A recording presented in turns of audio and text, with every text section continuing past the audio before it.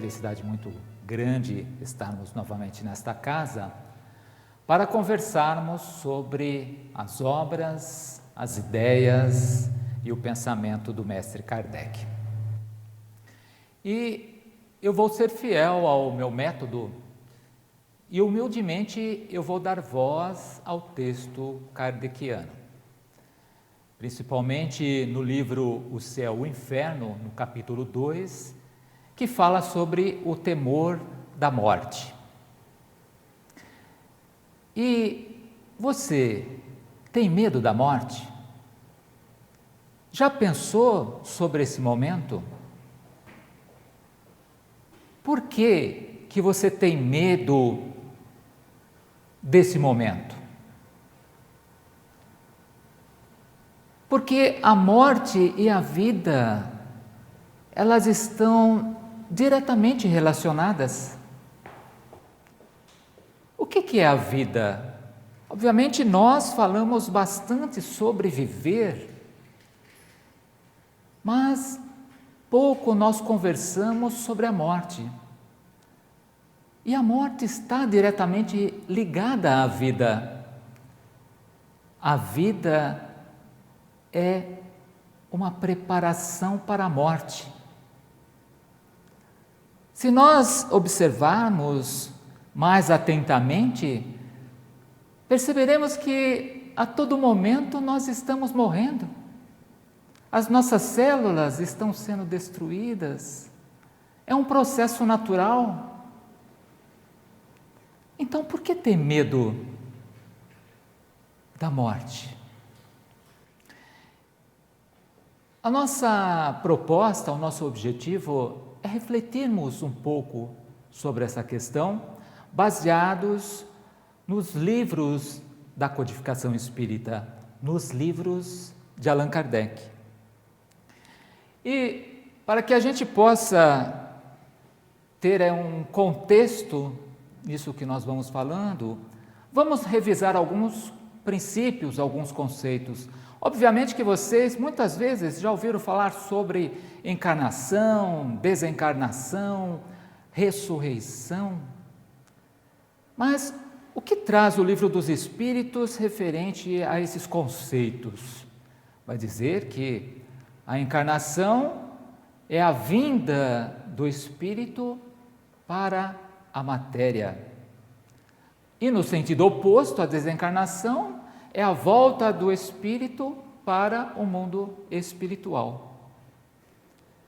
Basicamente é isso. Mas esses dois conceitos, eles trazem algumas características. Porque quando nós pensamos na encarnação, que é a vinda do espírito para o mundo corporal, para habitar um corpo físico, o que é isso? O espírito ele está vindo de toda a sua liberdade para um corpo. Ele vai habitar um corpo pequeno, sendo que no mundo espiritual ele tem a imensidade, a imensidão do universo. Então esse espírito ele está sendo aprisionado num corpo. Ele está sendo encapsulado no corpo. E nós sabemos que esse aprisionamento limita as faculdades do nosso espírito, limita as potencialidades, as nossas habilidades. E isso tem um porquê. Porque quando nós estamos presos nessa jaula, nós estamos buscando aquilo que ainda nós não adquirimos, as nossas faculdades que ainda precisam ser desenvolvidas, pela dificuldade que tem esse nosso corpo de nos aprisionar o nosso espírito. De forma contrária, quando o espírito desencarna, quando ele volta ao mundo espiritual, é a libertação. É a liberdade que nós ganhamos de sairmos dessa jaula, dessa prisão. Voltando à nossa essência, retomando todas as nossas potencialidades, as nossas habilidades, as nossas capacidades. E aí eu pergunto, por que nós então ficamos tristes quando desencarnamos ou quando desencarna algum ente querido que ganha toda essa liberdade? E ficamos felizes quando um espírito vem à carne para viver aprisionado. Então é essa a reflexão que nós trazemos, né? Nessa inversão de valores. Manuel, então você está nos dizendo que para que nós fiquemos felizes quando desencarna alguém? De certa forma sim, mas é claro que nós somos acometidos pela nossa saudade, pelo nosso carinho. Claro que somos abatidos sim por uma certa tristeza, mas lembremos também que nós estamos sempre unidos a esses entes queridos. E em que consiste então essa desencarnação, como nós falamos? É o retorno para a nossa verdadeira vida, a vida espiritual. Nós estamos aqui apenas de passagem, é um momento transitório. Ninguém ficará eternamente aqui no mundo corporal. É o término das provas e das expiações. Olha só. E uma observação. Nós estamos falando em morte, em desencarnação, mas sempre vamos observar essa questão da morte natural, né, de um processo onde o espírito veio e conseguiu, na sua jornada terrestre, cumprir aquele planejamento que foi feito durante o tempo que era necessário para que ele ficasse aqui no mundo corporal. Então, imagine a felicidade do espírito encarnando e terminando todo o seu planejamento de provas, de expiações, de missões. Todos nós temos a nossa missão. E a felicidade de poder voltar ao mundo espiritual com todos esses objetivos cumpridos,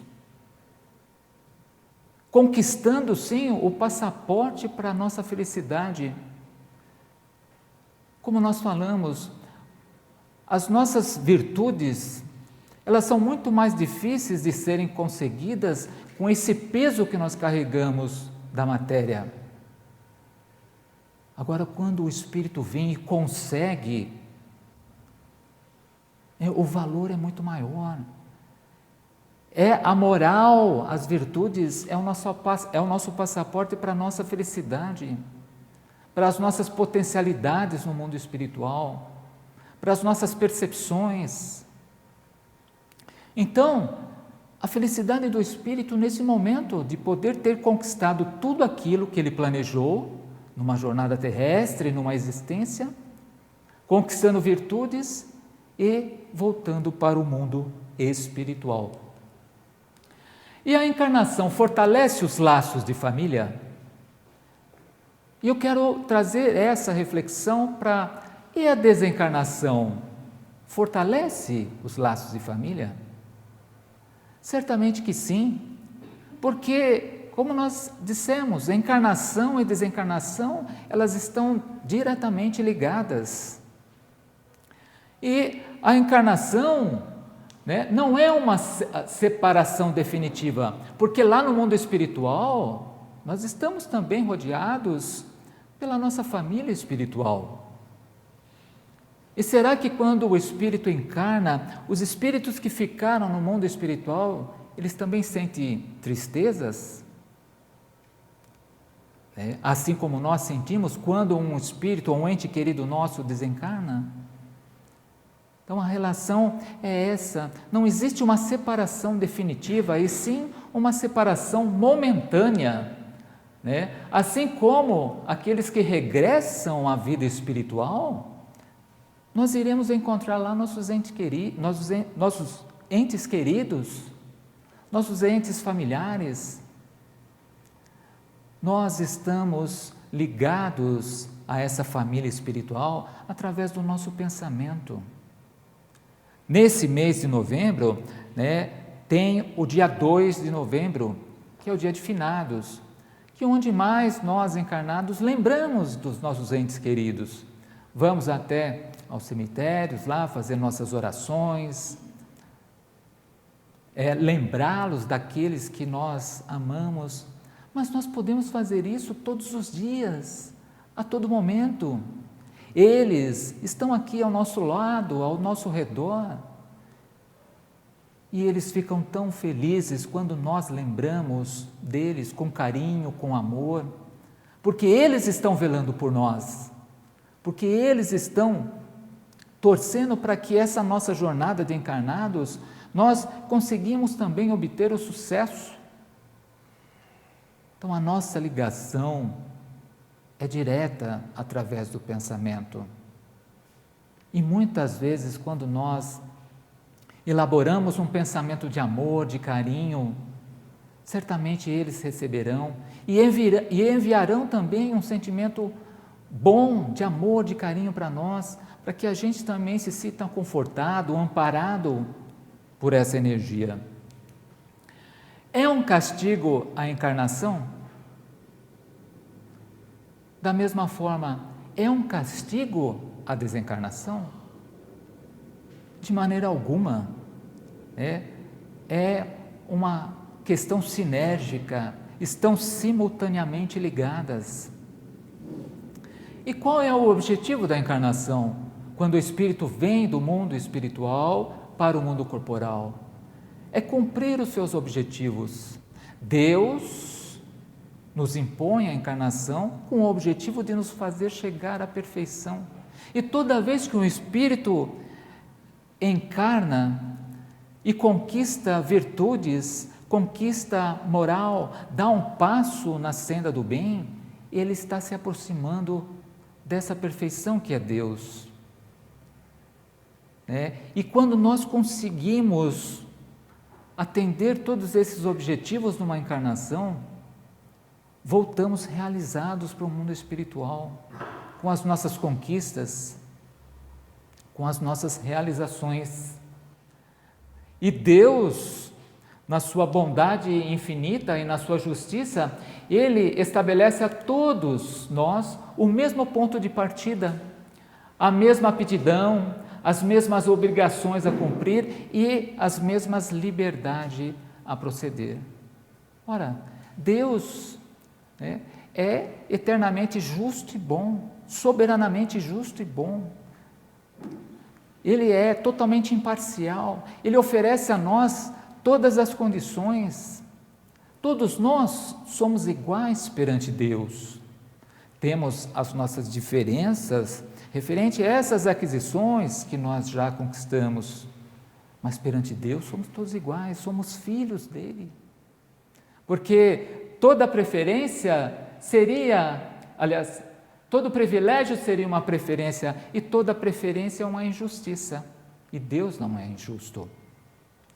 E, como diz o próprio texto, a encarnação para todos os espíritos é um estado transitório. Então, estamos aqui só de passagens, só momentaneamente. O que é a eternidade para quem vive encarnado 80 ou 90 anos? Não é nada. Nós vivemos muito mais o mundo espiritual, a nossa verdadeira vida, do que propriamente a vida de encarnados. E essa continuidade das relações entre os que se amaram e os que se amam é que constitui a verdadeira família espiritual. E certamente toda vez que nós encarnamos e desencarnamos, nós estamos expandindo, ampliando essa relação com os seres, com os nossos irmãos. O objetivo da criação para nós, seres humanos, é exatamente isso. É expandir essa relação, é estreitarmos cada vez mais as nossas afinidades espirituais.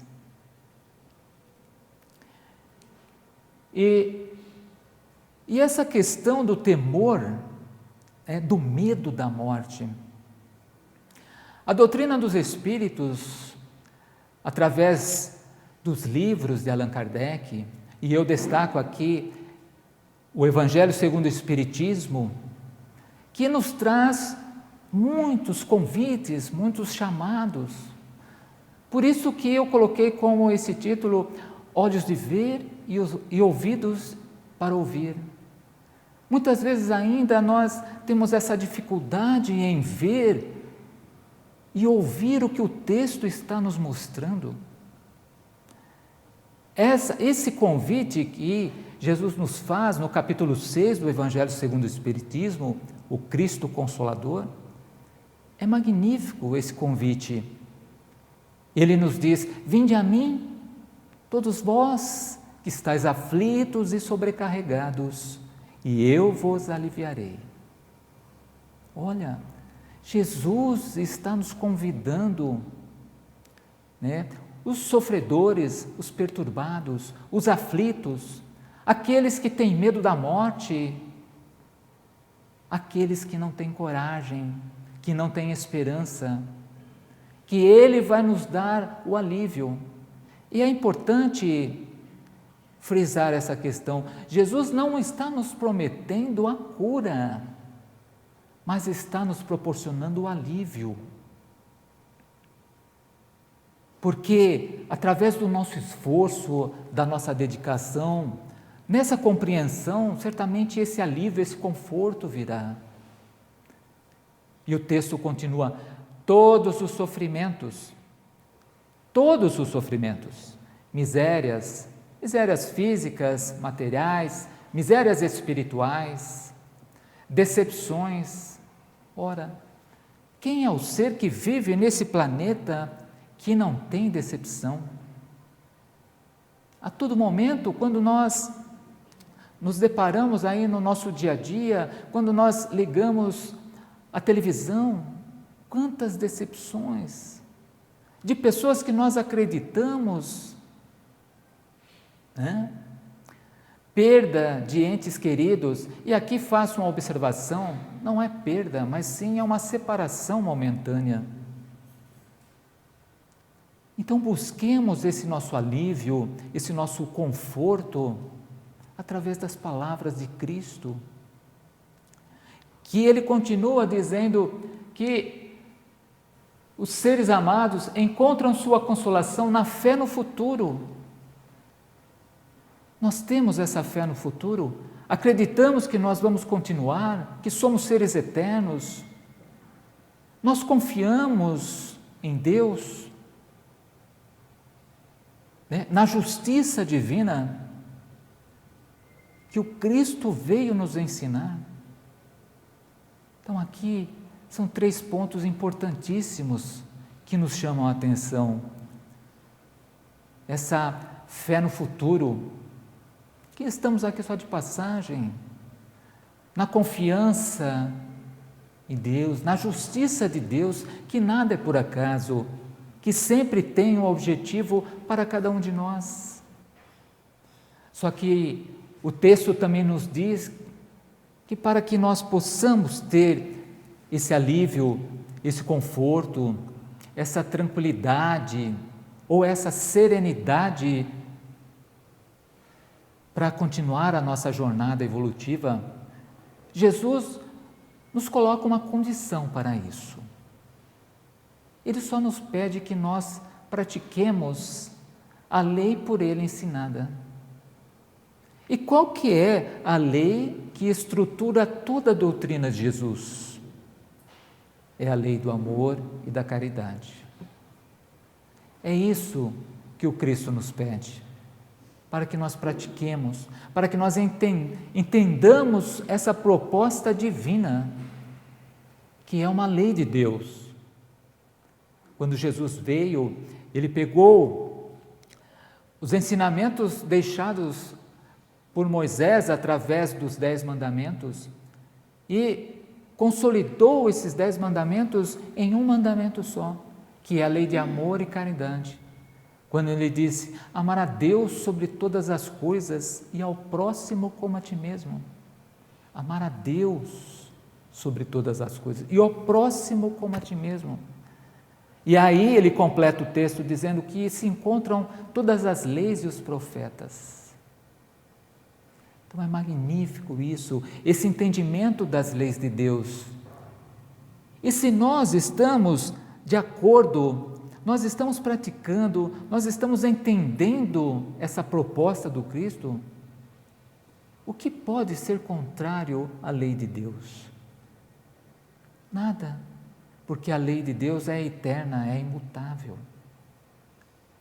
Então aí está a chave para que a gente possa ter esse melhor entendimento, a melhor compreensão. E outra questão também bastante importante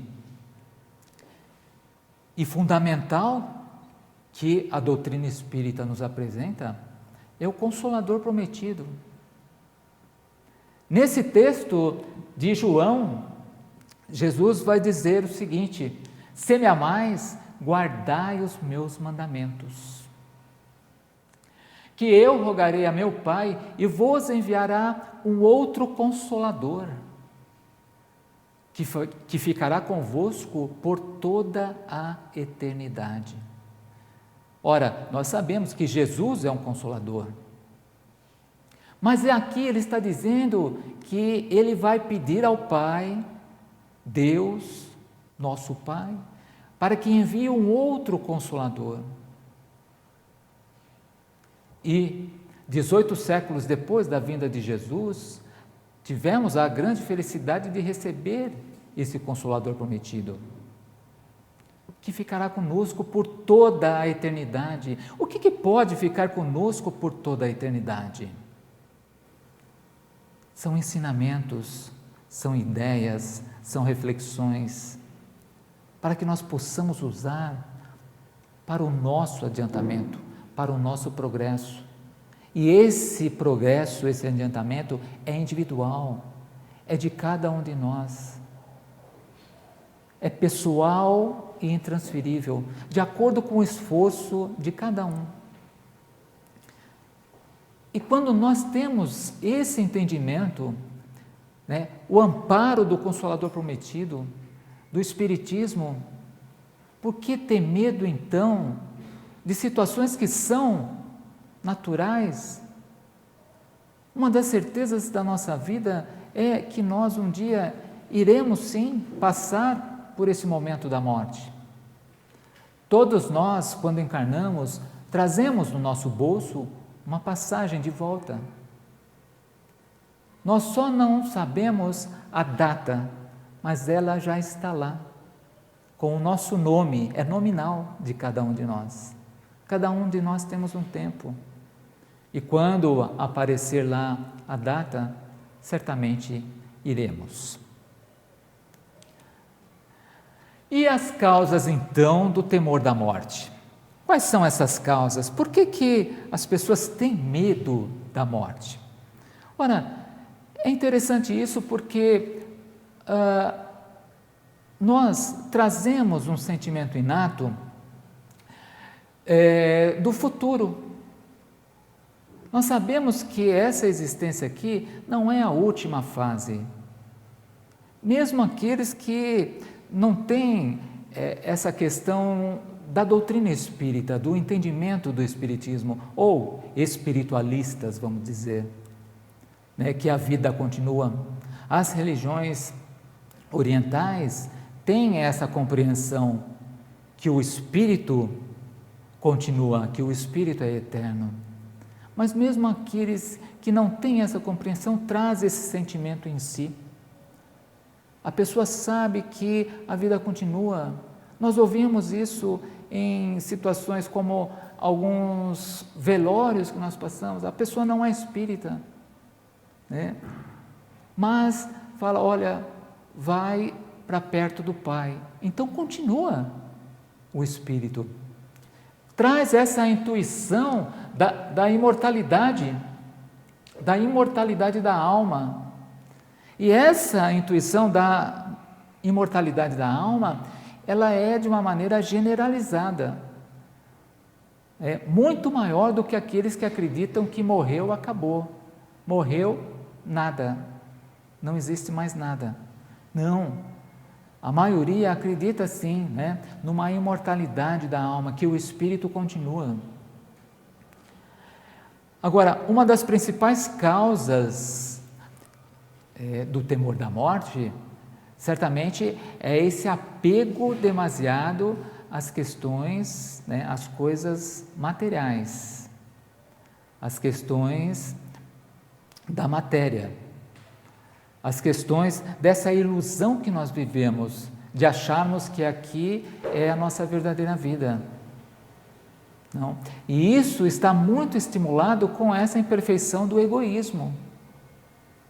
Poxa vida, uma pessoa que viveu toda a sua vida, que cumpriu, né, toda a questão das expiações, das missões, das provas, e chegou o momento, por que nós insistimos que aquela pessoa fique ao nosso lado? Se ela tem a liberdade, né, ali na sua frente, essa opção de viver como espírito, toda essa liberdade, e nós, no nosso sentimento de egoísmo, queremos que essa pessoa fique conosco. Nós estamos ligados pelo pensamento, que é muito mais forte. Agora, esse amor também às questões terrenas também é importante, porque nós precisamos viver na matéria para que a gente possa progredir. Então, aqui entra uma outra lei divina, que é a lei de conservação. Precisamos nos conservar na matéria para que a gente consiga cumprir tudo aquilo que nós viemos fazer aqui. Então, essa lei de conservação também é muito importante. A questão é colocar isso em equilíbrio, em harmonia, do amor às coisas terrestres, porque nós precisamos e temos essa necessidade, mas que não seja de uma forma extrema, de uma forma demasiada, que isso nos prejudica muito. Uma das outras causas referente ao temor da morte é essa incompreensão do futuro. Nós temos pouco entendimento do que acontece depois da morte. E essa compreensão, esse entendimento, a gente vai adquirindo de que forma? Estudando, lendo, conversando, trocando informações com os colegas que já têm essas informações, esses conhecimentos. Outra questão do temor da morte é o desconhecido. Nós temos muito medo daquilo que é desconhecido. E isso causa esse medo, esse terror. As incertezas, as dúvidas. Será que quando eu desencarnar, eu vou encontrar com a minha família, daqueles que viveram aqui no mundo material?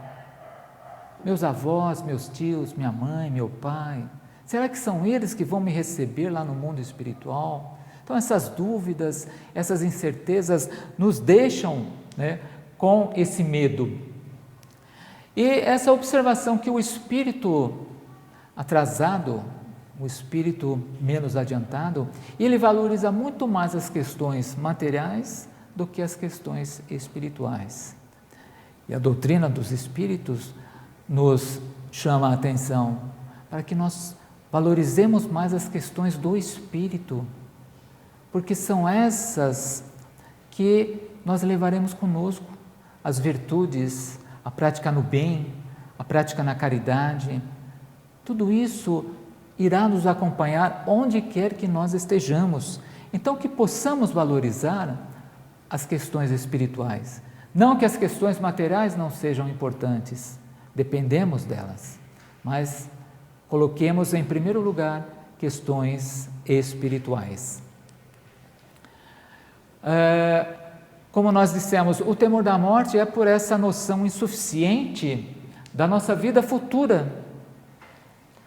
Ora, e o Consolador Prometido, que nos mostra de maneira clara, de maneira objetiva, aquilo que nós somos, espíritos eternos, a nossa essência, de onde viemos, Por que que estamos vivendo aqui na Terra e para onde vamos? Ou seja, Kardec nos mostra o nosso começo, o nosso meio, né? E o nosso fim, para onde nós iremos. Então, dá de maneira clara, de maneira objetiva, essas informações da nossa vida futura. Outra questão do temor da morte é que alguns pensam que existe uma destruição total. Não só essa destruição do corpo físico, mas sim do corpo espiritual.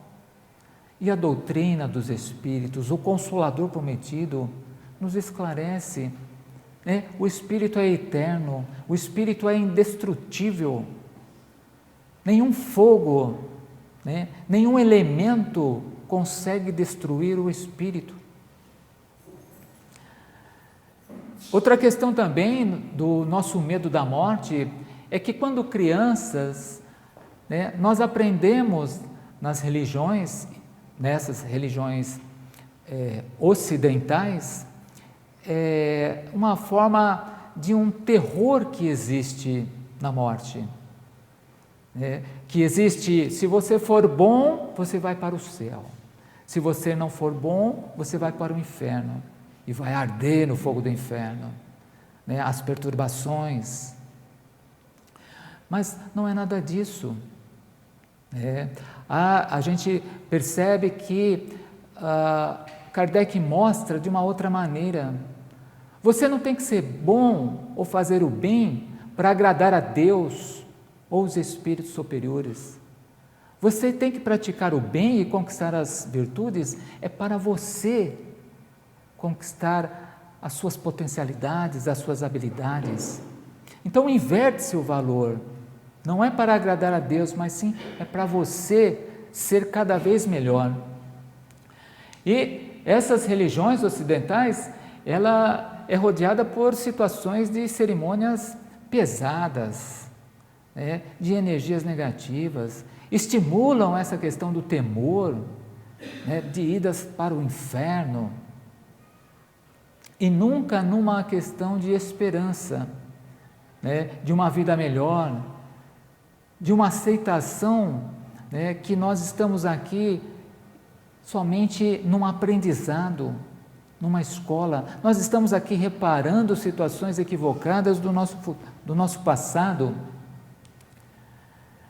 E nunca nós pensamos na morte como um sono de transição. Poucas vezes é falado essa questão da morte nesse sono, nessa tranquilidade, né? Nesse período onde a alma ela vai se desvinculando desse corpo, vai se retirando toda essa matéria pesada e encontrando nossos entes queridos, nos recebendo, nos amparando, né? Nós lamentamos muitas vezes a perda dos nossos prazeres mundanos e nunca pensamos assim, né, que nós vamos encontrar maiores prazeres no além-túmulo, nas nossas felicidades. Então a crença vulgar, ela coloca as almas nessas regiões que são acessíveis ao nosso pensamento. E isso nos mete muito medo. E isso dá medo, dá temor, porque imaginamos sempre nessa questão, né, de regiões que castigam, que maltratam os espíritos, e não é nada disso. E tudo isso, então, impõe entre os mortos e os vivos uma distância, né? E essa distância faz com que a gente pense nessa separação eterna. E não existe separação eterna. A separação é apenas momentânea. E por que os espíritas, então, né, não temem a morte? Ora, como nós falamos, o Espiritismo mostra de maneira clara e objetiva, e ela transformou completamente essa perspectiva da vida futura. Allan Kardec, né, nas suas obras, na Revista Espírita, no Céu e Inferno, ele vai evocar todo tipo de espírito. E ele vai querer entender como esses espíritos que viveram aqui na Terra espíritos que praticaram o bem, a caridade, espíritos suicidas, espíritos perversos, criminosos, como esses espíritos estão vivendo no mundo espiritual. Então, essa perspectiva mostra para nós que tudo aquilo que nós fomos na Terra, nós continuaremos também no mundo espiritual.